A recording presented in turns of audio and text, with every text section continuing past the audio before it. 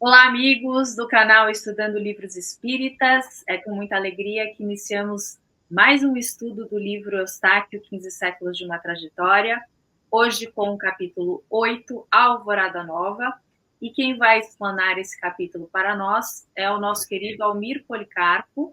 Almir, seja bem-vindo, muito obrigada pela sua participação, a palavra é toda sua. Olá, Júlia, olá a todos que estão nos assistindo, que estão nos ouvindo. Eu que agradeço o convite, é um grande prazer estar nesse projeto. Esse é um livro que tem muita importância para mim. Eu ganhei esse livro da querida Saula, que já falou por aí, tem mais por falar aí nesse projeto, e foi algo que me impactou, né? Quando você fez o convite para nós, né, para mim e para a Flávia participarmos desse projeto, nós estávamos viajando, nós estávamos na França, nós estávamos na região próxima a Dijon, todos os pontos. Foi uma região com a qual a gente se identificou assim tremendamente. Todos os pontos foram se ligando, então é um grande prazer olhar de novo com muita atenção, refletir nas transformações que ele é capaz de trazer para todos nós e estar aqui trabalhando, colaborando. Então é um grande prazer, eu que agradeço muito esse convite e tudo que eu já vi aqui, o trabalho está caminhando com muita fluidez, com muita profundidade, e que eu possa contribuir positivamente também para esse aprendizado aqui. Então, nós vamos lá. Nosso capítulo é o 8, vamos falar de Alvorada Nova. Então, Alvorada Nova é uma colônia espiritual. Nós teremos um capítulo especial para isso, né, Júlia? A gente, dentro da nossa programação, terá uma apresentação especialmente sobre Alvorada Nova, porque hoje nós vamos tratar de alguns lugares, dar uma explicada geral em algumas coisas, mas muito daquilo que tem a ver com a história, com um pedaço da história que nós estamos aqui trabalhando nesse momento. Mas é muito maior, tem muito mais detalhes, então aguardem, fiquem na expectativa que chegará o grande momento de um capítulo especial, só falando de Alvorada Nova, em detalhes, para a gente entender essa questão das colônias espirituais. A gente já teve um trabalho, né, suplementar aqui sobre colônias espirituais, uma quantidade de informações enorme, mas é sempre um tema que nos mobiliza. Então, para a gente falar de Alvorada Nova, a gente está falando Alvorada Nova é para onde são levados, né, o nosso querido Eustáquio e os seus amigos, o Gedião e o Razuque, quando eles são lá tomados naquela fortaleza que eles se encontravam, e ele faz aquelas reflexões, começa a lembrar-se de sua mãe, aqueles alarmes todos são tocados, e vai aquela missão de resgate para aquele momento, para buscá-los, né? Aquele momento de consciência, de transformação, e Eustáquio é levado, e os dois, o Gedião e o Razuque, vêm junto com eles e são levados para Alvorada Nova. Na verdade, eles são levados para a unidade de socorro, né, que fica fora da Alvorada Nova, tem a ligação.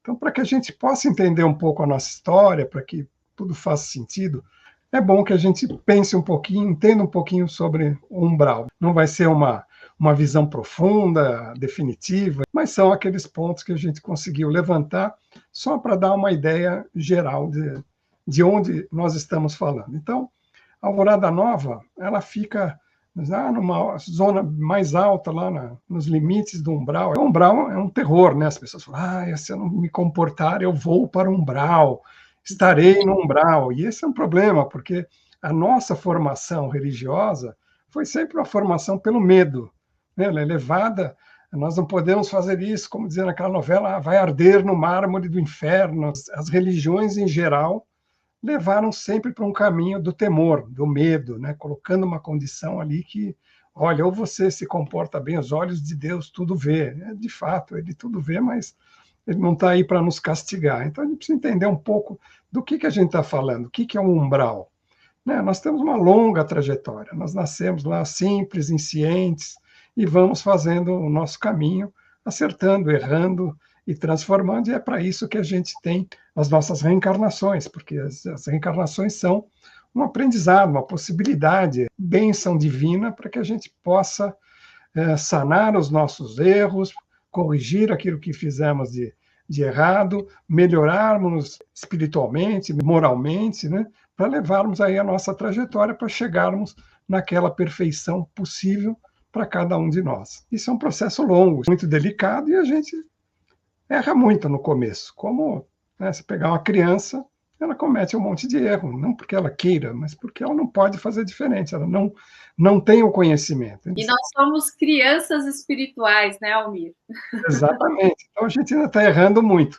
Não é para a gente se acomodar e dizer, não, tá bom, sou criança, não posso errar. Não, a gente erra porque não sabe fazer. Mas para aquilo que a gente já conhece, né, para aquilo que a gente tem consciência, é nosso dever cuidar, porque isso só vai antecipar o nosso aprimoramento, o nosso crescimento, e é para isso que nós estamos aqui. Nós não ganhamos essa encarnação, nem as outras, para ter uma posição boa na sociedade, para ter bom emprego, para ter dinheiro, ter carro, ter casa, e ter um monte de coisa. Nós viemos aqui só para cuidar do espírito. Tudo isso que a gente recebe são só os desafios da nossa transformação. Temos que vencer todas essas questões que nos chamam para sair das leis divinas e entender que elas são transitórias, que elas não são definitivas, que elas não vão trazer grandes melhorias para nós e investirmos no caminho certo, no caminho do nosso crescimento, na forja do nosso espírito que vai se aperfeiçoando passo a passo. Então, é isso. Então, como a gente tem muito problema, a gente tem muita dificuldade,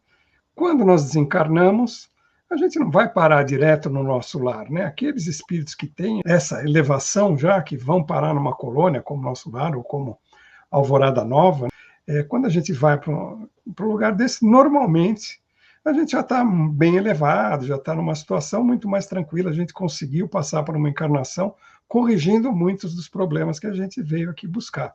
E a gente sabe que às vezes a gente tem uma encarnação tranquilinha, tal, a gente faz tudo, então, ó, que bom, acho que eu não quis o mal de ninguém, eu não fiz nada, mas nós não estamos falando desta encarnação, nós estamos falando de uma série de encarnações. É disso que o livro Eustáquio nos fala. Nós estamos vindo aí de muitos séculos reencarnando, reencarnando. Então, nós não temos dívidas da encarnação passada, nós temos dívidas de várias encarnações. E nós vamos gerando outras dívidas nessa encarnação. Então, às vezes, a gente até parece muito bondoso e vem parar aqui numa encarnação onde não fazemos muita bobagem, mas era porque a gente não dava conta de encarar os problemas que a gente tinha. Então, na próxima, quando a gente desencarna, aí a gente volta para esse estado de consciência do nosso todo, né? Os nossos defeitos estão ali latentes, né? É isso que nos atormenta no momento do desligamento, e nesse momento a gente vai parar um umbral. Normalmente é isso, às vezes por mais tempo, por menos tempo, o tipo de umbral, o lugar que você está, vai depender muito da sua condição espiritual, como você desencarnou, né? A gente tem aí, inclusive, pessoas que desencarnam de forma inesperada, um acidente e tal, que sequer sabe que desencarnaram, mas não vão parar no umbral, ficam vagando por aqui, próximo da família, do cemitério, do lugar onde ele foi velado, no hospital onde ele foi tratado, porque você perde a consciência, você perde a noção de tempo, a noção de espaço, e você vai parar em algum lugar, e é nesse momento em que você vai se haver com as suas questões mais íntimas, com as suas dificuldades, com os seus grandes problemas. Então, ele é um lugar que vai levar as pessoas que estão sofrendo, mas não é para sofrer mais, não é aquela visão do inferno. A gente não pode lidar com o umbral como se ele fosse um castigo. Na realidade, ele é um lugar que recepciona o espírito, como você bem colocou, o espírito desencarnado, para que expie as maldades que realizou, dependendo do seu grau e da sua intensidade. Então, o umbral, ele realmente é necessário. Qual é a real necessidade da passagem pelo umbral? Espiar os erros do passado, se conscientizar de tudo que ele fez e de tudo que ele não deve mais fazer. Um dos maiores problemas de todos nós aqui é o orgulho, né? O orgulho é vaidade. Em grau maior, menor, não tenho nenhum orgulho, não tenho nenhuma vaidade, isso não existe. Então, neste momento que você está tentando se reencontrar com aquilo que você tem de difícil, que você precisa tratar, você vai para o umbral, né? Você desencarna, você precisa reconhecer que você não é aquele cara legal. Você está melhor, né? Porque estamos melhores. A cada encarnação nós vamos melhorando. Então, hoje somos o melhor de cada um de nós. Mas nós deixamos aí muitas coisas amarradas e tal. Para quem já teve a oportunidade de participar de qualquer sessão de desenvolvimento mediúnico, você encontra lá os espíritos que vão dizer, olha, mas eu estou aqui, eu estou seguindo, porque ele fez comigo há tanto tempo, e não sei o que, eu estou há 200 anos aqui, persegui agora que eu achei. Então, assim, nos últimos 200 anos, você pode ter 2, 3 encarnações, né? Depende lá do tempo, e você pode ter sido muito bacana, mas tem uma promissória para você liquidar que não liquidou ainda, né? Então, é isso, a gente vai e a gente tem que se encontrar com esse lugar. Essa é a importância do umbral. E a gente encontra o Eustáquio, ele está no umbral, né? Ele está numa fortaleza que é, né, construída com os pensamentos, mas é sólido, né? Se a gente olhar, essa organização tem muito tempo. Então, o umbral tem lá umas estruturas, os espíritos mais endurecidos, os espíritos que estão mais afetos ao mal, é difícil mover, é difícil tocar, e a gente vê o próprio Eustáquio, né, no último capítulo, era exatamente isso. Ele passa por uma disputa muito importante, ele vence uma disputa, e aí ele começa a refletir naquele momento, a hora que tudo acaba, né, não tem jeito, a hora que você está sozinho, a sua consciência está aí, a gente sabe para onde tem que ir. Né? A centelha divina está dentro de nós. Nós sabemos para onde devemos ir. Não vamos porque não conseguimos, porque não queremos, porque temos que renunciar a coisas que nos interessam. Né? Então, tem vários motivos. Os motivos são diversos. Mas a gente sabe para onde tem que ir. Está dentro de nós. Se a gente parar toda... Se a gente fosse absolutamente perfeito, na normalidade, nos momentos cruciais, a gente conseguisse parar, olhar para dentro de si e tomar a decisão, tomaríamos a decisão mais próxima da verdade. Mas não é isso que acontece. Nós estamos falhando há muito tempo, nós temos as respostas imediatas, nós vamos pelos mesmos caminhos, a gente incide nos mesmos erros, e assim, não precisamos pensar em vida passada. Olhemos só para essa vida. Né? Vamos parar um minutinho, pensar o que nós fizemos há 15, 20, 30, 40 anos atrás, se a gente faria de novo. Tem coisa da vergonha, né? Você fala, mas como eu consegui ser desse jeito? Né? Se a gente tem isso num curto espaço de tempo dessa encarnação aqui tão simples, imagine o que a gente foi capaz de fazer há tantos milênios. E se a gente olhar a evolução do mundo, são guerras e guerras e guerras e guerras. Então nós já matamos, já fomos mortos. Né? A gente olha a relação de poder, os reis, as rainhas, os príncipes. O sujeito matava o irmão para tomar o lugar dele, né? Matava o primo para não ter perigo de...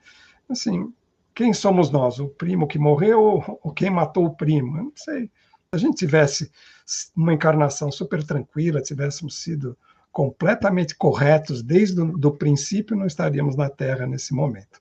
Só a gente olhar ao nosso redor, diz, o mundo melhorou.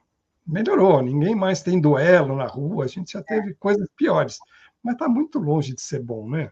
Sim, e foi bom que você colocou, Almir, que o Eustáquio, ele teve um momento em que ele parou para pensar e refletir se estava correto ele participar daquela organização, se estava correto ele agir daquela forma, e graças a isso foi possível acender uma luz que orientou os peregrinos do umbral.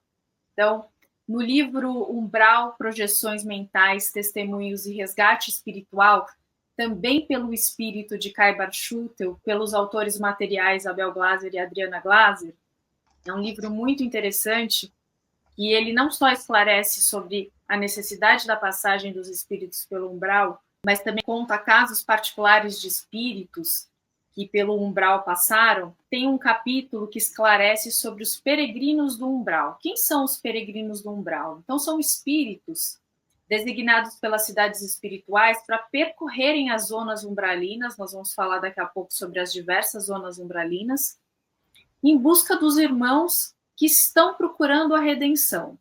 Então, vejam que é necessário que o espírito apresente algum sentimento de redenção para que possa atrair esses peregrinos do umbral um sinal de arrependimento, de cansaço da prática do mal, ou uma reflexão, como foi o caso de Eustáquio. Isso faz com que gere um sinal para esses peregrinos do umbral que consultam os espíritos da colônia espiritual para ver se eventualmente esses espíritos seriam aceitos e, uma vez que eles obtêm um sinal verde desses espíritos superiores da colônia espiritual, um emissário é enviado a essa zona umbralina para resgatar esse espírito.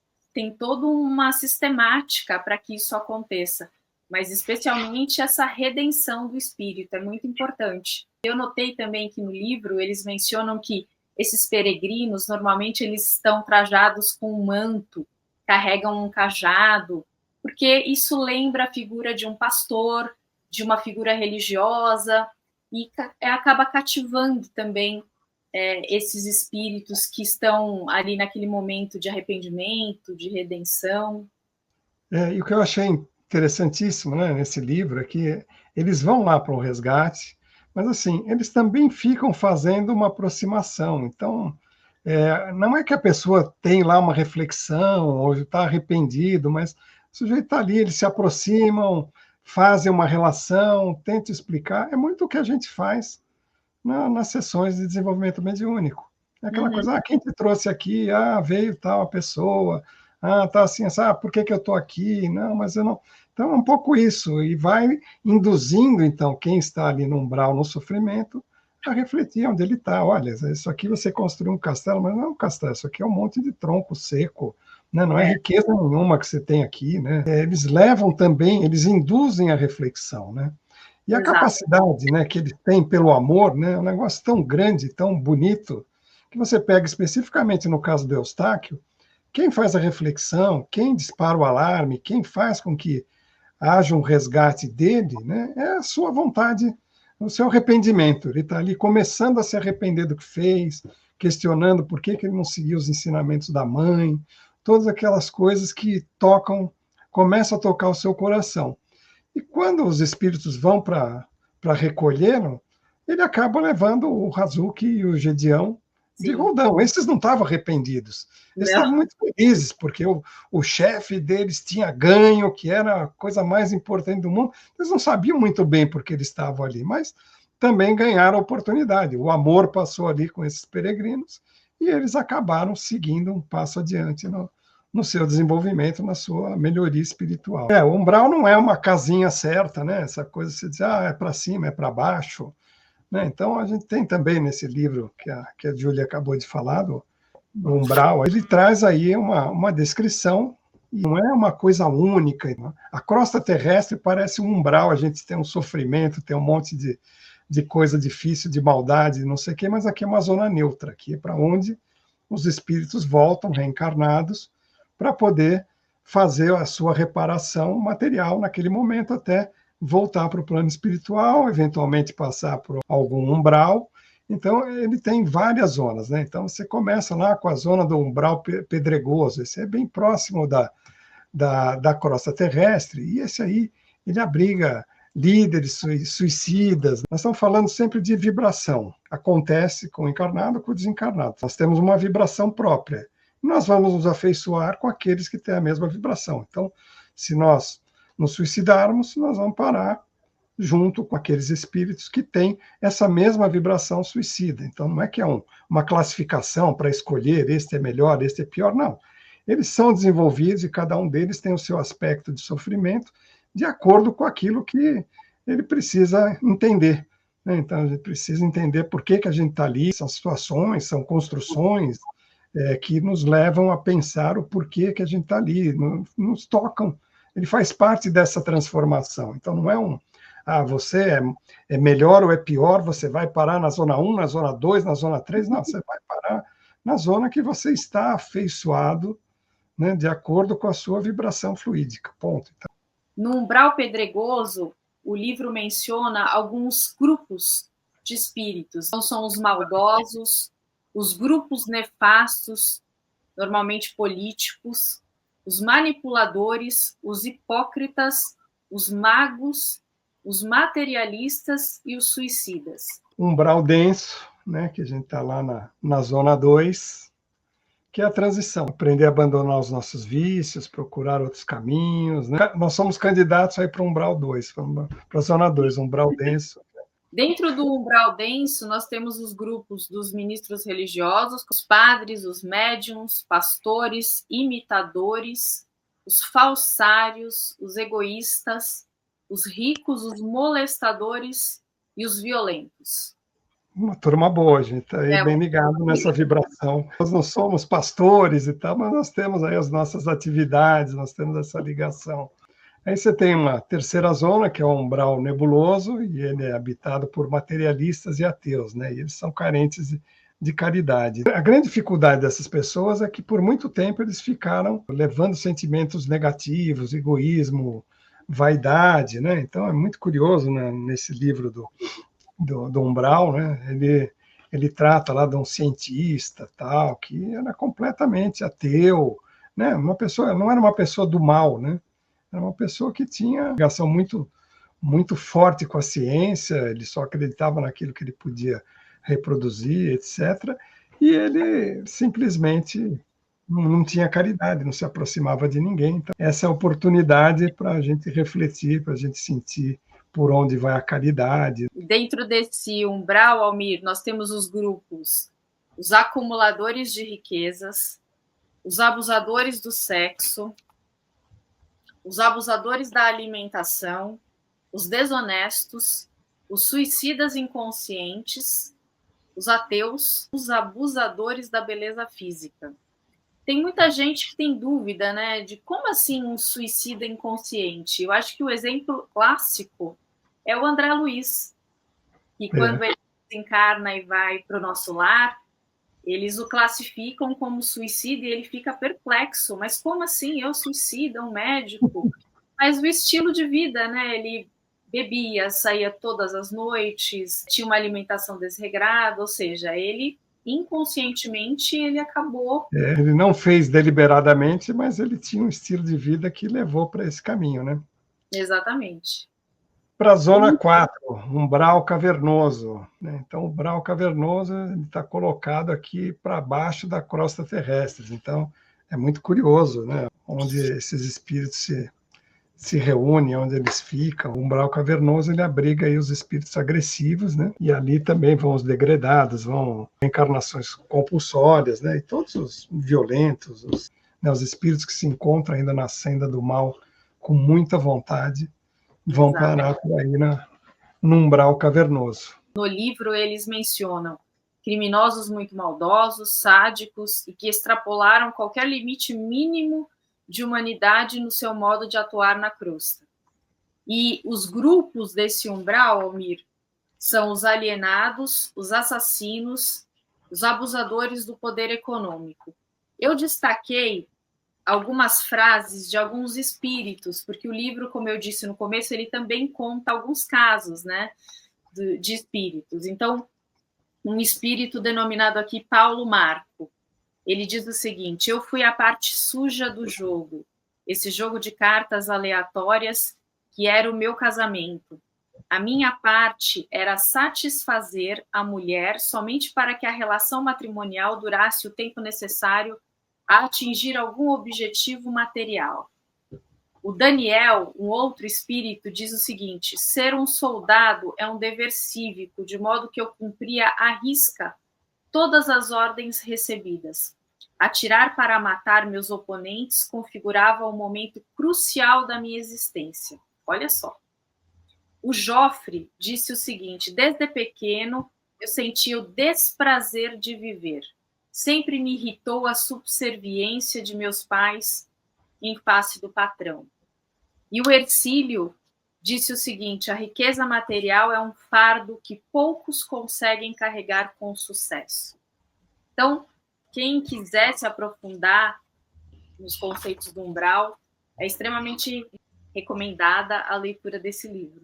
Eu também recomendo fortemente, eu também não conhecia ali para me preparar para esse, né? Agradeço a Julie por ter me indicado esse livro. Assim, é sensacional, porque você vai olhar, tem papa, tem padre, tem espírita, né, dono de centro, né, dono, né, no caso ele era dono, não era o presidente, em tudo. Então a gente olha pessoas normais, né, você vê até pessoas que aparentemente estavam passando pela vida de uma forma tranquila, mas estão ali, no fundo, no fundo. Então é fácil a gente entender como nós podemos cair numa situação completamente desnecessária, desagradável e que vai nos levar a coisas piores. Então, assim, lendo esse livro do Umbral e assistindo o Nosso Lar 2, os Mensageiros, assim, a gente consegue entender um pouco como é essa nossa relação das nossas falhas, né? O quanto a gente facilmente deixa para trás, né? Então, todas as pessoas, quando eu vou fazer alguma exposição, falam, que bom que você vai fazer, eu gosto como você fala. Então, eu só falo porque se eu não fizer isso, eu vou fazer alguma coisa muito mais insignificante.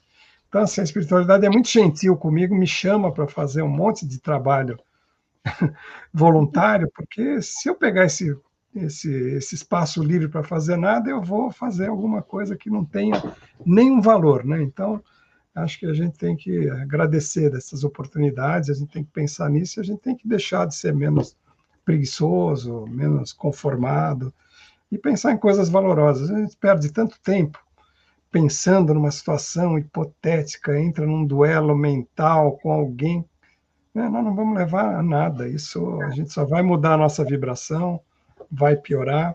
E a nossa vida é isso, tem que orar e vigiar, né? A gente tem que estar orando e vigiando para que a gente não caia nessas situações. Nós estamos aqui para isso, para ser tentados, para ter aqui a condição de nos desviar do caminho e construir um espírito forte, um espírito com substância para crescer. Não basta saber, né? A gente conhece o evangelho inteiro, né? Pelo menos as pessoas que normalmente frequentam o centro espírita, estudam, lê o evangelho, faz o evangelho no lar, usa o evangelho, faz o evangelho de cabo a rabo, seguindo lá a sequência para fazer. Então, nós sabemos tudo. Eu já li o evangelho todo algumas vezes. E às vezes eu leio e falo, nossa, mas escreveram isso aqui ontem, né? Porque eu não tinha percebido. E assim, então, mas a gente sabe tudo. E quantas coisas a gente faz fora do que a gente deveria fazer, né? Quantas vezes a gente escapa da lei divina? Vem a dor, a gente corre e vai lá se socorrer, né? Esse é o caminho. Nós ainda precisamos muito da dor. Então, nós estamos aqui, não é à toa que a gente está num planeta de provas e expiações, né? Direto para o nosso capítulo. Agora, o nosso herói aqui, o nosso Eustáquio, nosso protagonista, né? Coitado de herói. É um herói que está conseguindo brigar com a sua dificuldade, né? Ele foi recolhido e levado lá no posto, né? Que é uma unidade avançada hospitalar da Alvorada Nova, e essa unidade fica assim nas bordas da região umbralina. Então é isso. Se você vai tratar com quem está no umbral, você não pode estar exatamente numa zona de luz. Você tem que estar mais próximo, tá? Tem que estar inserido naquele meio, senão fica até difícil o contato, né?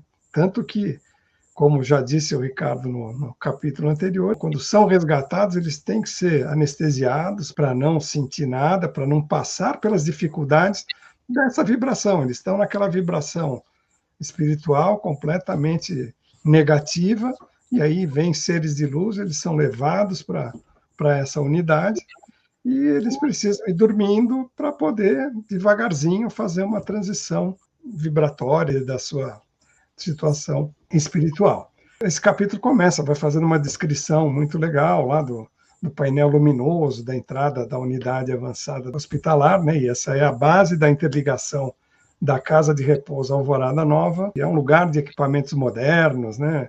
Assemelha-se aos existentes nas unidades de recuperação de hospital da Sheila, dentro da própria do Alvorada Nova. Esse lugar, como falou o Ricardo no último capítulo, tem 20 mil pessoas aí dentro, sendo tratadas, né? Imagina o tamanho, a gente fala, unidade, então parece, mas são inúmeras pessoas trabalhando, e é isso, então aquela coisa, eu vou para o céu, vou ficar lá sentadinho na nuvem, balançando os pezinhos, não existe. A gente vai melhorando, a gente vai servindo mais, né?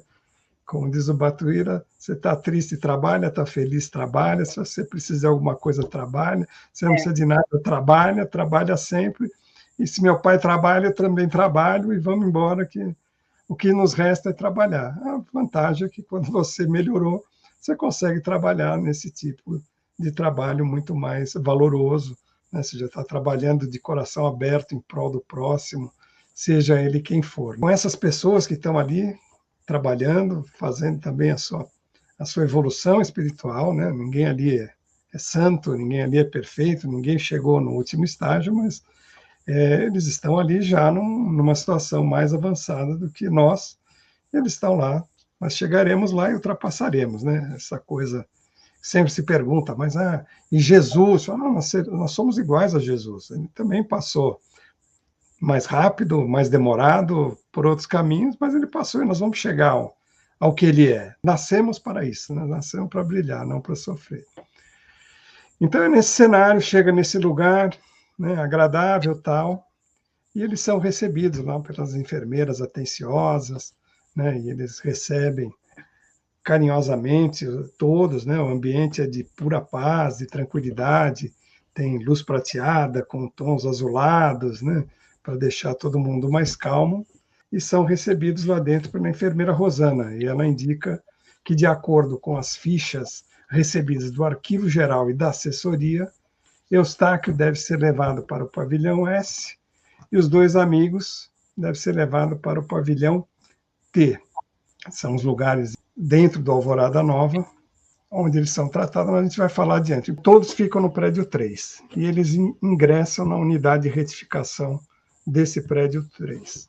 E é nesse lugar, na unidade de retificação, em que eles vão passar boa parte do futuro e eles vão refletir sobre seus atos nas vidas passadas, sobre seus erros e desvios, sem receber, nesse momento, qualquer orientação. Eles vão para a Câmara de Sono Profundo e ali é uma oportunidade enorme deles repensarem os últimos 500 anos. Então, imagine, né, como é para a gente olhar, né, a gente olha 5 anos, 10 anos, 15 anos e já temos muita dificuldade.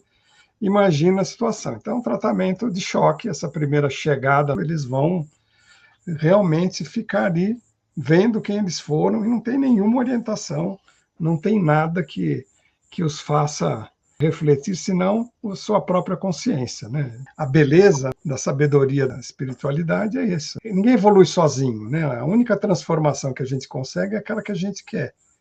E para a gente conseguir transformar, a gente precisa compreender o que a gente fez de errado, onde a gente está, em que ponto estamos e para onde vamos, né? Então, esse primeiro ponto é isso. Tá bom, vocês estão aqui, você começou a refletir lá, vamos, agora vai pensando, olha o que você fez, olha como foi, né? E deixa realmente ficar numa situação de problema. Lógico que não serão abandonados, e mais para frente a gente vai ver que eles são levados para um outro tipo de tratamento, mas precisa passar por esse momento, né? Tanto eles estão fora do Alvorada Nova, eles estão lá no posto, eles estão fazendo essa transformação, e é nesse momento também que vai tirando a imantação, né? Tem uma série de mudanças magnéticas tal que são feitas aqui, porque é a mesma coisa, você não pode tirar aquele castelo todo dedicado ao mal e levá-lo direto para um lugar todo harmonioso, todo, né? É muito choque. Os fluidos são incompatíveis. É incompatível. Então, é um grande tratamento, é um tempo realmente investido. A evolução é isso, depende de cada um de nós, né? A evolução depende da transformação, da nossa reforma. Tem o período necessário para isso. Interessante notar que o sono profundo, na erraticidade, ele é reparador e regenerador. Assim como na vida encarnada, que o sono propicia o descanso e a restauração do corpo e da mente. Agora, na erraticidade, além dele ser reparador e regenerador, ele serve também, como nós estávamos falando, para cortar definitivamente os laços carnais do espírito, não só em relação ao corpo material, mas em relação ao padrão vibratório adquirido por aquele espírito durante a sua última reencarnação, para que esse espírito possa ter os fluidos compatíveis com a colônia espiritual. Eustáquio estava naquela zona trevosa com fluidos densos, totalmente incompatíveis com os fluidos da colônia espiritual Alvorada Nova. Então, ele realmente, como foi dito no último capítulo, ele precisou ser resgatado depois que lhe foi aplicada uma injeção, para que ele fosse induzido a um sono, depois seguiu para a câmara de sono profundo para conseguir fazer toda essa transmutação dos fluidos, né? E todos nós temos o nosso sono profundo, né? Toda noite, nosso espírito está por aí, vai para algum lugar, né? E depende também dessa nossa vibração, né? A gente pode ir para atender alguém, às vezes a gente vai até para regiões complicadas, mas como trabalhando, né? Ou às vezes a gente vai procurar o que não deve né, essas relações estão por aí, né, esse assédio está por aí. Se a gente vai dormir mais desequilibrado, é fácil ser chamado por um amiguinho do qual somos devedores lá para passar uma noite bem desagradável e a gente acorda com aquela sensação de mal-estar. E tem o trabalho, aqueles que têm mérito, que vão trabalhar mesmo. Nós temos aí um amigo que fez um daqueles exames de mapa, né, que pega pressão, e assim, os momentos mais complicados dele eram na madrugada. E o cardiologista disse, mas assim, você estava dormindo? Ah, não, é muito difícil explicar isso aí, deixa para lá. Eu trabalho de madrugada. A pressão dele não alivia, né? E é a mesma coisa, né? Ele está passando, lembrando por tudo aquilo, mas uma condição de sono, uma condição que seja propícia a ele trabalhar aquilo sem ficar acabado, exausto, né? Da coordenação geral, né? Quando eles chegaram lá, disse, nós recebemos aqui do arquivo geral a ficha. Então, o arquivo geral é um arquivo geral. Eles eram todos feitos em papel, viraram disquete, hoje eles são todos computadorizados também, mas é onde ficam guardados todos os dados de quem trabalha na colônia ou de quem foi atendido. Então, é um prontuário, como você tem no hospital, como você tem numa escola, né? Mas só que um pouco amplo, né, de várias das suas vidas, suas passagens. O Eustáquio estava voltando para ali, então a história dele já está ali. Então tem as fichas médicas de todo mundo que está internado, né, qual o tratamento prescrito, qual foi a evolução, né, todos os dados do paciente. É todo um controle. O arquivo geral realmente é um lugar preservado. Então ali os coordenadores que podem participar, porque, né, tem LGPD também lá no plano espiritual. Você não pode vazar os dados pessoais, então só aqueles controlados. É isso. Tem que pensar que o que chegou aqui já estava por lá. Então, essas regras.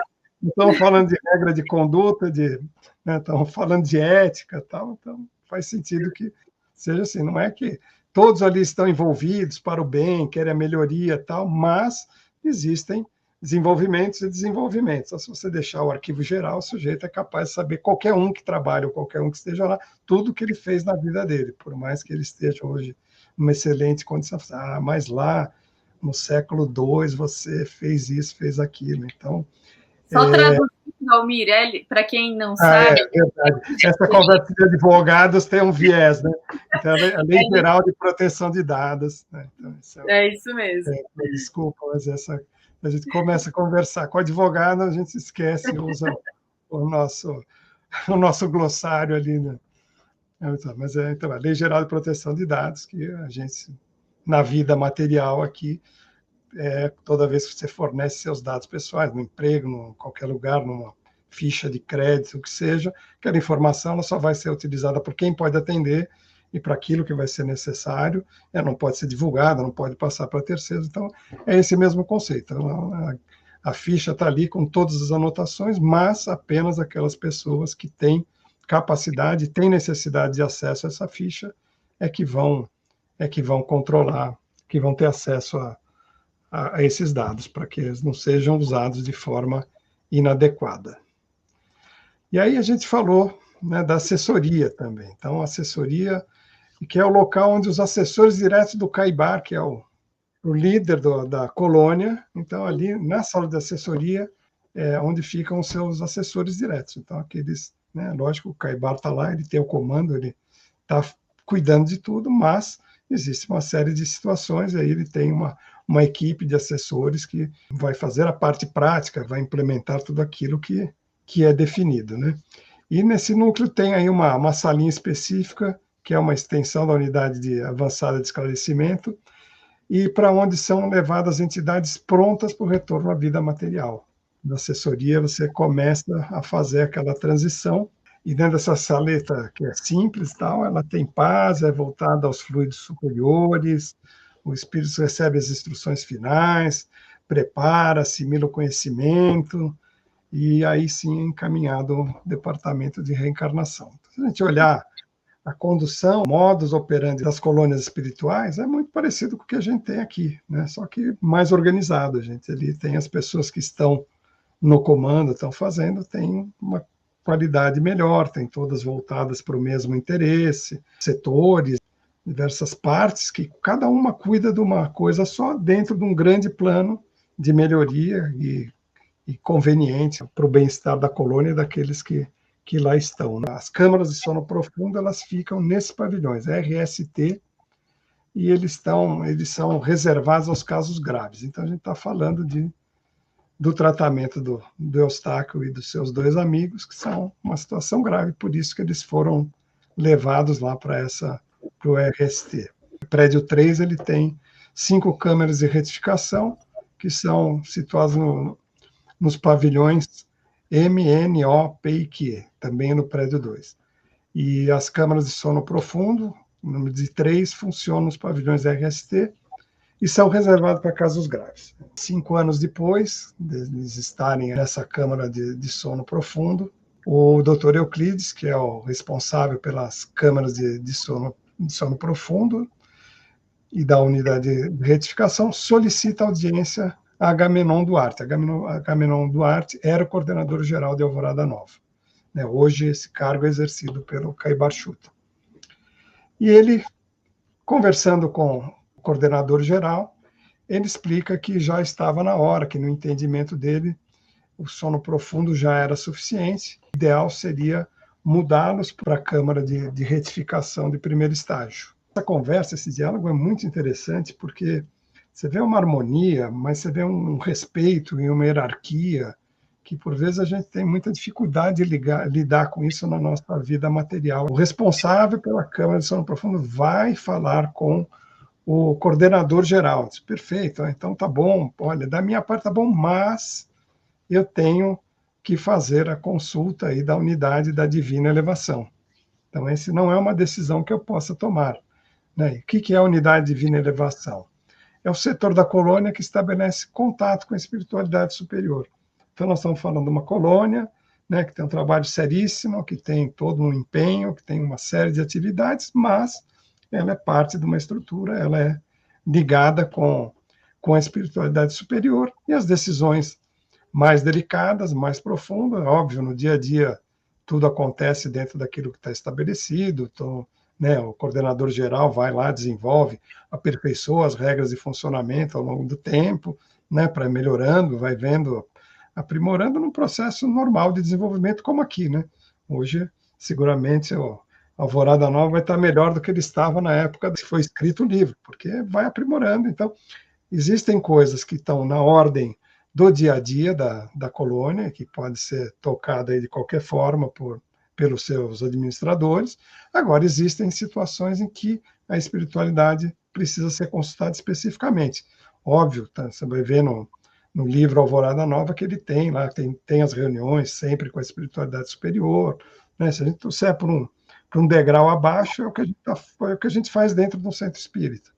Você trabalha, aí você tem as reuniões, você tem a comunicação dos mentores do centro, tal, que vão nos trazendo, é a mesma coisa, e aqui a gente está falando de algo maior ainda, porque a gente está num estágio de contato com a espiritualidade muito maior do que nós somos capazes de fazer aqui na nossa vidinha encarnada. Então, no mesmo dia, ele faz essa consulta. Primeiro, o Agamenon diz, olha, da minha parte está tudo certo, tem razão, vamos adiante, mas eu preciso da autorização. E ele faz no mesmo dia, ele recebe a autorização e essa transferência dele acontece no mesmo dia.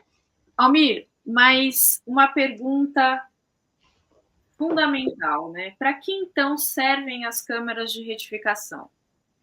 Então, as câmaras de retificação, aí elas são já a transformação. Você saiu do sono profundo, você está naquela situação em que só refletindo e fica afastado, vai se melhorando. Um momento onde depois que você refletiu, que você se sensibilizou, que a sua condição energética, magnética, tal, ficou melhor, aí você passa para essa outra câmara, e aí sim, aí o trabalho é diferente. Aí você tem orientação, aí você tem uma série de atividades que vão te levar ao melhoramento, desenvolvimento, para que você possa dar o passo adiante. Essa câmara de retificação, realmente, aí sim, é para você começar a se preparar para a próxima etapa, que, invariavelmente, é o reencarne. A gente passa, é um ciclo, a gente vai, desencarna, passa por todos esses processos e, como está o tamanho da nossa conta, vai numa daquelas reencarnações. Você pode participar dela, ela pode ser compulsória. É interessante que o Dr. Euclides, ele cita para o Agamenon, gostaria de transferir o Eustáquio para a Câmara de Retificação de 1º grau.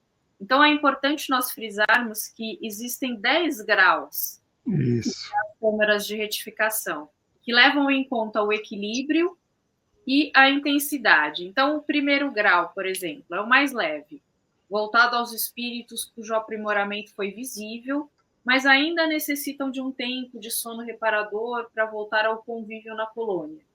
Geralmente são aqueles que são resgatados logo após o desligamento do corpo material, ainda na crosta.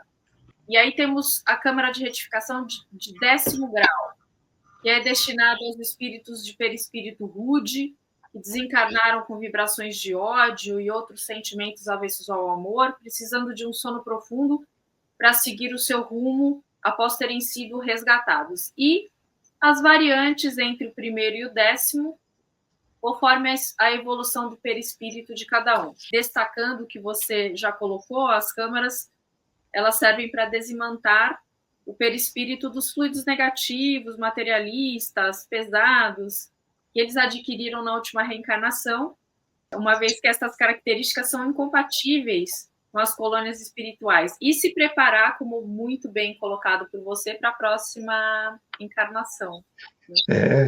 E aqui é legal porque, assim, esse momento que eles estão na Câmara de Retificação, eles vão levando mensagens positivas, né? E aí inverte, aí você tem todo o estímulo para que você encontre o que tem de melhor de você. Se a gente olhar a situação do Eustáquio, aparentemente você diria, por tudo que a gente tinha visto da história dele, todos os desvios, diria, bom, ele está ainda com muito problema. Não que ele não esteja, né? Tem bastante problema, mas você vê que ele é levado para a retificadora 1, que é a coisa mais leve, porque viram o progresso. Então, o fato dele ter sido trazido lá com aquele momento de reflexão da mãe, né, tem um sentimento verdadeiro de transformação, né? E acho que isso ele conseguiu. Então, realmente a gente fica legal, fica animado com o nosso personagem, porque ele está conseguindo. Vamos ver o que vem mais para frente, mas é muito legal estar na Câmara 1, porque é nítida a transformação, né? Em relação ao tempo, eu acho que o que me chamou bastante atenção, o Eustáquio fica 5 anos na Câmara de Sono Profundo e depois 3 anos na Câmara de Retificação, de 1º estágio, somando 8 anos aí no plano espiritual. Isso não significa 8 anos aqui do plano terreno. Existe uma grande diferença entre a passagem do tempo no plano espiritual e a passagem do tempo no plano terreno. O livro precisa marcar o tempo que aconteceu, mas sim, a gente tem que entender que o tempo, como a gente enxerga aqui na Terra, esse das 24 horas por dia, do dia e da noite e tal, esse é um tempo nosso, né? A gente vive no plano espiritual e ele é infinito, né? Então, o tempo é muito pouco provável. Quer dizer, essa é uma marca. Quanto tempo tem o tempo? A gente não sabe. A primeira coisa, né? Todos os relatos, né, de quando a gente desencarna, a primeira coisa que a gente perde é a noção de tempo. Porque justamente o tempo é uma medida específica aqui da Terra, né? Isso, a gente tem compromisso, tem não sei o quê. Então, nós marcamos hoje um horário para começar a gravação desse trabalho. Amanhã tem um horário para uma reunião, tenho que viajar, tudo isso a gente tem aqui uma necessidade, né? Lá você também tem, no plano espiritual você tem uma série de atividades, mas é um tempo medido de forma diferente. Então, os 3 anos, 5 anos que ele ficou na Câmara de Sono Profundo e os 3 anos aqui na retificadora, isso não quer dizer que são 8 anos, né? Porque se você imaginar que está revivendo esses 500 anos, né? Está fazendo todo esse trabalho, depois você passou por esse período em que você se avaliou ainda mais, e agora você está precisando do estímulo positivo, 3 anos não é nada.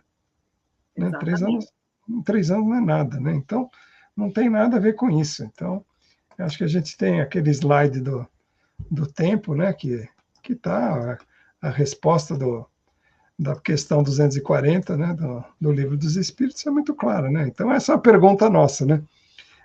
o Kardec como nós, ficamos assim, mas como é, né? Os espíritos compreendem a duração do tempo como nós? E a resposta é não.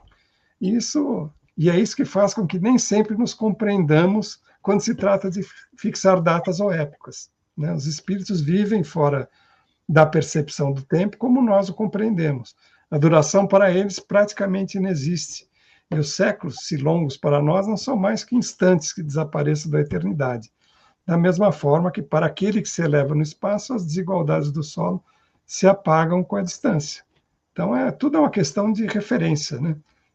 Qual o nosso referencial? A gente está com o referencial da Terra, e na maioria das vezes, todos os problemas que nós temos na nossa vida, todas as desigualdades, as desavenças, têm a ver com a nossa percepção da situação. Quantas brigas a gente comprou com pessoas que estavam pensando a mesma coisa que a gente, mas em perspectivas opostas, né? Então, a gente precisa aprender na nossa vida aqui, conviver com a diversidade, entender, né, os diversos pontos de vista, as diversas referências, né, para que a gente construa um caminho somado de aprendizado, né? Então, o tempo é muito importante para isso também, porque é uma marca que a gente tem aqui encarnado, que o tempo, o relógio, nós somos todos neuróticos, amarrados no relógio, né? O relógio hoje é um... É o escravo, do né? relógio, né? Nós somos escravos, né? E não é isso, tudo bem. No plano espiritual você também tem seus compromissos, mas é uma outra medida, de uma outra forma, né? E é mais harmônico do que temos nós aqui na Terra. Então, não acreditem que em 8 anos ele passou por isso. Seria moleza, né? Podemos ser bem ruinzinho que 8 anos depois nós estamos resolvidos aqui, ó, vamos sair já pronto para uma outra encarnação, já cheio de amor para dar. Não é assim. Demora muito mais, são encarnações, a gente está aí com a do Eustáquio, são 17 em 15 séculos, né, para a gente entender o caminho e refletir um pouco no que a gente já passou e por onde vamos seguir ainda, né? Quantas dificuldades temos, né? O doutor Euclides, então, depois desses 3 anos, eles são levados para a presença do Euclides, e aí o Euclides externa a esperança de que essas experiências tenham sido úteis para sintonizá-los com o ambiente elevado de Nova Alvorada, diferente daqueles das zonas umbralinas. Então, é do que a gente estava dizendo. Todo esse trabalho é para você conseguir energeticamente, se é possível, manter dentro de uma região mais elevada, né? A gente precisa se transformar, é isso.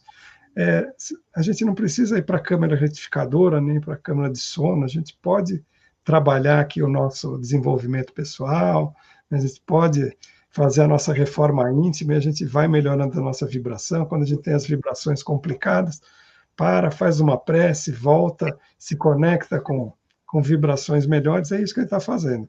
Então, quem está num processo de desencarne, quem está num processo de perturbação, como se encontrava o Eustáquio e os amigos dele, precisam passar por isso, vai para a câmara do sono, vai para a câmara de retificação. Então, vamos trabalhar para a gente ir rapidinho aí que a gente vai precisar disso ainda, porque estamos muito longe de ser muito valorosos, mas que a gente consiga, desde já, fazendo esse trabalho de reflexão e de transformação, né? E aí é curioso, porque começam as perguntas, né? Depois de todo esse tempo pensando em no que fez de errado, vendo o que tem de bom, o que pode melhorar, e aí o Gedeão quer saber se eles estão no hospital ou se estão doentes. E é muito curioso, porque esse aqui é uma pergunta típica de desenvolvimento mediúnico. O que é isso aqui? É um hospital? É clássica, né? O que eu estou fazendo aqui? É exatamente essa situação. Então, é um hospital? É um hospital das almas, né? A gente está aqui, aí estão todos esses amigos preparados aí para o tratamento que levam esses espíritos para serem tratados, né? Então, o Euclides, é isso que o Euclides explica que sim, né? E que eles estão aí com muitos problemas, estão muito perturbados com tudo que eles fizeram, com a vida que passaram, que é voltada para o crime, né? E aí eles explicam que estiveram com tratamento, que precisa de cuidados, e que a casa de repouso, que é parte do centro de aprendizado do Luz Divina, local onde enfermos recebem Luz Divina é onde os enfermos recebem as orientações doutrinárias. Então, dentro daquele tratamento, você tem os incentivos das boas mensagens, e entre elas a gente tem também esse trabalho de orientação doutrinária. Por isso que às vezes a gente chega aqui, encarna, e eu digo sempre que eu sou espírita desde que eu nasci, mas eu precisei de quase 44 anos para descobrir, assim, primeira vez que eu fui numa reunião e tal, e que eu comecei a olhar para a doutrina, eu falei, eu comecei a ler, e dizer, nossa, mas eu pensava nisso, eu já sabia. Então, andei aí por umas unidades de retificação, me deram bastante, demorou, e olha, que demorou para eu conseguir lembrar disso aqui e fazer a prática aqui na Terra. Eles são encaminhados à casa de repouso, que ela fica lá, é parte do Centro de Aprendizado da Luz Divina, onde ficam os enfermos que recebem orientação doutrinária. Eles partem em silêncio, acompanhados por enfermeiros, num veículo que vai para o Hospital Alvorada Nova. Então, esse Hospital Alvorada Nova é onde fica o Hospital de Sheila, né, e deixam, assim, o posto de socorro 5. Quando chegam, eles ingressam na unidade de recepção. É uma sala luminosa, né, com luminosidade tênue, né, porque, lembrando sempre, a gente está numa mudança, está numa transição vibratória, né, numa transformação, então eles são lá recebidos uma luminosidade tênue, está um clima bem tranquilo para não ferir aí as sensibilidades dos recém-chegados, e eles vão para o centro de triagem, e esse centro de triagem é um centro de triagem como a gente tem aqui vários na Terra, e é diagnosticado as necessidades, as doenças, e para onde eles serão encaminhados. Eles são levados, cada um deles, para os seus quartos, e por vários dias são visitados por médicos, enfermeiros, e eles vão lá proporcionar a melhor desimantação possível dos fluidos negativos que os acompanham. Mas tem todo esse tratamento, está nesse lugar todo maravilhoso, mas a melhor efetiva depende da reforma íntima. Ninguém evolui pelo outro. Então, é isso. Tiveram todo o apoio, tiveram todo o tratamento, receberam as oportunidades de reflexão, receberam as lições, receberam ensinamentos, né? Mas isso tem que desenvolver neles aí uma vontade efetiva, tem que ter a reforma íntima. E daí acontece lá que o Eustáquio é levado para a presença do Agamenon, que era o diretor-geral, dá os parabéns para o Eustáquio pelo regresso na cidade. E conta para ele que tem a relação com a Alvorada Nova e que, portanto, ele acompanha o progresso e que quem interfere muito e quem pede para que ele seja tratado é a sua mãe, que é a Claudine, mas agora é Nívia. Né? No plano espiritual ela é Nívia, mas ela foi a Claudine na outra encarnação. E aí tem uma longa conversa e dura conversa que ele vai dizendo que, olha, a gente vai acumulando débitos, tal, a gente vai criando um monte de dificuldades e a gente precisa, em algum momento, ir reparando. A gente tem que reparar. Então, para reparar isso, você tem que reencarnar. O caminho é o da reencarnação.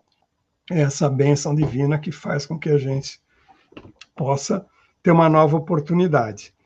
E ele quer saber, então, se ele está preparado para uma nova jornada, como você se sente. Agora você está mais fortalecido, você passou por todo esse processo, e aí o Eustáquio ainda está relutante e diz, olha, não sei não tenho segurança para responder, todos esses anos de reflexão foram importantes, essa reflexão compulsória, mas eu não consigo. Então ele pede para encontrar a mãe. Mas aí o Agamenon dá uma endurecida na conversa com ele e diz que vai ter o tempo para isso acontecer, para ele não se preocupar, e que ele quer saber se, pelo seu livre-arbítrio, ele está preparado para reconhecer seus graves erros.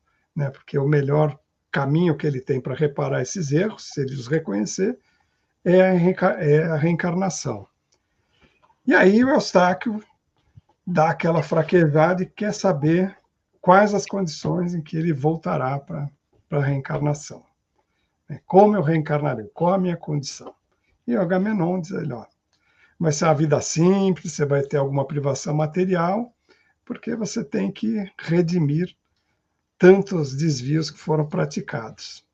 E aí o Eustáquio, preocupado, né? A gente vê que muito transformou, mas ele teve vida de luxo, ele viveu bem, e essa ideia de reencarnar na pobreza é algo que o incomoda muito. Ele quer saber se será pobre e miserável, né, nessa reencarnação. E Agamenon afirma que não há por que ele ter asco, né, com essa situação e que a pobreza material muitas vezes é a chave para a riqueza espiritual. Né? Na hora que você está longe das tentações, das facilidades, é que você tem que, de fato, se desenvolver. E ele faz uma lembrança para o Eustáquio de que, olha, sempre que você teve uma vida material confortável, teve condições, tal, você fez bobagem. Né? Então, se você voltar nessa condição novamente, você tem toda a possibilidade de fraquejar novamente. A gente está aqui para que você cresça, para que você se desenvolva, e você precisa ter uma vida diferente. E aí a ideia é que você vá para um local diferente e numa situação financeira precária. E aí Eustáquio, relutante, diz, não tenho condições de aceitar, e quer saber outras opções, quer saber se não pode voltar para a França e tal. Mas o Agamenon, antes de responder isso para ele, faz todos esses questionamentos. O Agamenon, antes de responder, ele informa que vai trazer a Nívia para a sala. Vou trazer a sua mãe. Né? Vou trazer a sua mãe. E aí a gente vai lembrar lá do capítulo 11 do Evangelho segundo o Espiritismo, no amar ao próximo, né? Como a si mesmo, e o item 9 que diz lá, o amor é a essência divina e todos vós, do primeiro ao último, tendes no fundo do coração a centelha desse fogo sagrado. É fato que já haveis podido comprovar muitas vezes o homem, por mais abjeto, vil e criminoso que seja, vota a um ente querido, a um objeto qualquer, vive ardente afeição, a prova de tudo quanto tende a diminuí-lo e que alcança, não raro, sublimes proporções. Então, a hora que ele oferece para Nívia voltar para a sala, aparecer na sala, encontrar com Eustáquio, ele tem essa sensação, é isso. Por mais que ele tenha tido vidas complicadas, por mais que ele tenha feito barbaridades, esse amor materno, essa relação entre mãe e filha, é aquela que salva mais, né? Relação pura, é mais próxima impossível. Cada um de nós esteve dentro da sua mãe. Então, assim, não tem intimidade maior, né? Como pai, a gente se desenvolve, a gente faz um monte de coisa, mas tem uma sensação que às vezes chega a ser até um problema, né? Quando as mães não conseguem tratar bem disso, ou os filhos, isso pode virar lá um problema. Mas aí ele é tocado, né? Ele já queria conversar com a sua mãe, e quando Agamenon, antes dele responder, pede para que a Nívia venha, e aí tem todo o trabalho do plano espiritual para fazer a coisa um pouco mais tocante do que ela já seria normalmente. Então, ela entra docemente na sala, com vestido florido, e ela traz na mão um quadro com o pequeno Eustáquio nos seus braços. E aí essa é uma lembrança que toca fundo no Eustáquio, que é a das que ele tem como das melhores da sua vida. Então, ele fica completamente tocado, e aí Nívia pede que Eustáquio aceite e informa para ele que ela vai estar do lado dele. Né? Aceite, eu vou estar do seu lado. E Eustáquio continua relutando, dizendo que não vai suportar um dia só na miséria. E aí a Nívia diz, olha, meu filho, carinhosamente, né? Assim, a riqueza material que menos importa. Né? Essa é o que a gente tem aqui de tentação mesmo na vida encarnada, mas nós estamos aqui para cuidar do espírito. Isso não perca seu tempo. Ser rico, ter muito dinheiro, ter muitos bens, ter uma série de coisas, uma posição social, não adianta nada. E você sabe disso, você já esteve nessa situação e vê onde você chegou, vê se você foi feliz nessa situação.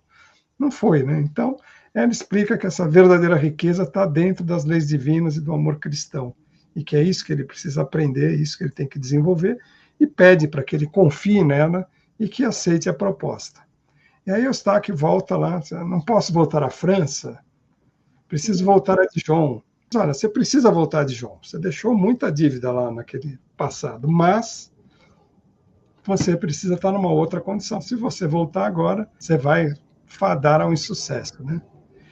E aí Eustáquio fica tocado e diz que não tem como negar o pedido da sua mãe, mas continua não entendendo por que ele tem que retornar, principalmente naquela situação.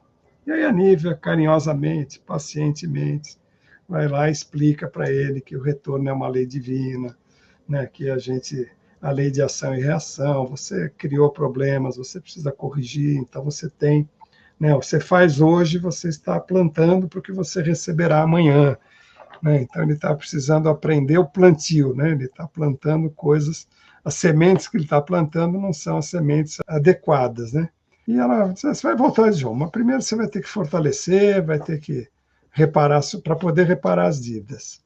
E ela explicou de novo a necessidade do aprendizado da vida simples e humilde. E a dúvida do Eustáquio, que ele pergunta é, bom, mas como eu vou conseguir resistir às tentações longe do conselho sábio da minha mãe? E ela diz para ele, vou estar presente, eu estarei com você, né, eu vou te acompanhar, eu vou estar com você, e se você seguir as minhas informações, minhas orientações, você vai no caminho certo. E aí Eustáquio novamente quer saber, bom, tá bom, eu vou, você vai estar comigo, eu não gosto da ideia, né, mas ele aceita reencarnar como filho de Nívia, e ele quer saber sobre o destino do Gedião e do Razuki. Tá bom, se eu estou indo, cadê os dois? Onde vão? Eustáquio é orientado a preocupar só com a sua trajetória, disso que ele cuida, cada um tem o seu caminho de desenvolvimento, de crescimento, e que os amigos serão tratados na oportunidade que lhes cabe, né? E aí sim, aí o Eustáquio abraça sua mãe, ficam emocionados, então ele está preparado para isso. E o Agamenon, então, dá um aviso para ele que, olha, a sua mãe não precisa mais retornar na Terra e ela está voltando como um ato de amor para te ajudar. E para que ele reconheça esse gesto nobre da sua mãe, e ele tem que honrar esse sacrifício que ela está fazendo, um novo começo para ele, uma nova oportunidade e a chance que ele tem de transformação, uma oportunidade de reparação para o Eustáquio. E aí ela parte imediatamente para reencarnar como Giovanna em Consenza, no sul da Itália, enquanto Eustáquio aguardará o momento propício para voltar como seu filho. Então, a Giovanna vai chegar lá, até ela ter a condição de ser mãe do Eustáquio, ele vai continuar em Alvorada Nova, vai continuar no seu aperfeiçoamento, para que ele possa chegar. E aí, para a gente saber o que acontece, precisamos ir para o próximo capítulo. E é importante, né, Almir, notar que nunca nós estamos sozinhos. Então, às vezes pode, por algum problema que nós estamos passando, ou aqui na vida encarnada, ou na erraticidade, parece que não tem solução, que não tem fim, mas na verdade nós nunca estamos sozinhos e abandonados, nós temos sempre o apoio incondicional da espiritualidade, vai depender muito de nós nos sintonizarmos com eles e aceitarmos a lei de ação e reação, como você mesmo comentou. O Eustáquio fica indignado, mas por que eu tenho que retornar? Por que eu tenho que retornar? Porque isso não é um castigo, né? A reencarnação é uma oportunidade evolutiva, ela não é um castigo ou um sofrimento imposto. Então, isso que a Nívia tentou explicar para ele, através dessa lei de ação e reação. É a prova maior da generosidade divina. A gente tem uma nova chance, a gente pode fazer de novo.